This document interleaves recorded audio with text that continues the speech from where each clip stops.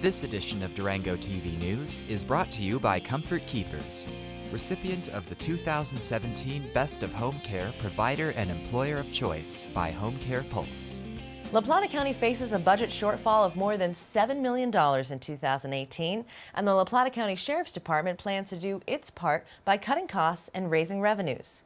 La Plata County Sheriff Sean Smith recently entered into negotiations with the Colorado Department of Corrections to house state parole violators for up to 90 days while they address their substance abuse issues. The state's jail-based treatment program is designed to reduce the number of parolees who wind back up in prison after their release. Those folks that go to prison and then are released to parole, about 50% of them are returning to the Department of Corrections for one reason or another. But one of those main reasons is substance abuse. And so what they've approached us is about a program they're currently operating in both Fremont and Washington counties to have us become the Western Slope facility for that program.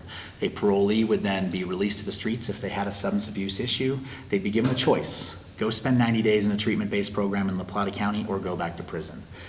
We think those inmates are incentivized to cooperate, so we think they're a good risk population for us if we decide to pursue this. Smith says the county will house up to 24 prisoners initially, and if the program is successful, he plans to rehabilitate cell blocks in the older section of the jail to expand the program to as many as 60 prisoners at a time. The State Department of Corrections will reimburse La Plata County for costs.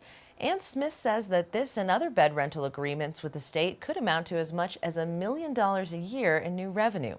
Renting out jail cells isn't new. La Plata County currently houses prisoners from Archuleta County and others to generate nearly $660,000 in reimbursements. And as county property tax revenues continue their precipitous plunge, Smith and his deputies have also significantly reduced jail expenses with new management models. Smith closed down the older portion of the jail, and prisoners are now double bunked or live in a common community cell block. As a result of the closure and other management changes, the sheriff was able to trim staff costs with the reduction of 5 positions across his department. Smith plans to reduce staff by another 5 positions through attrition department-wide.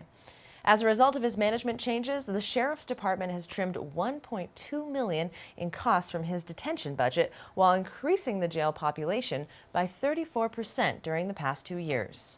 Citizens want to see government taking smart steps to try to help themselves, if you will, and that's one thing that we're doing. This isn't going to make up the $7.1 million shortfall the county has, but at least we can show citizens we're doing our part. We're not thrilled about it because of the populations we're dealing with, but we want to do our part. For more information about cost-cutting measures in the La Plata County Sheriff's Department, visit co.laplata.co.us.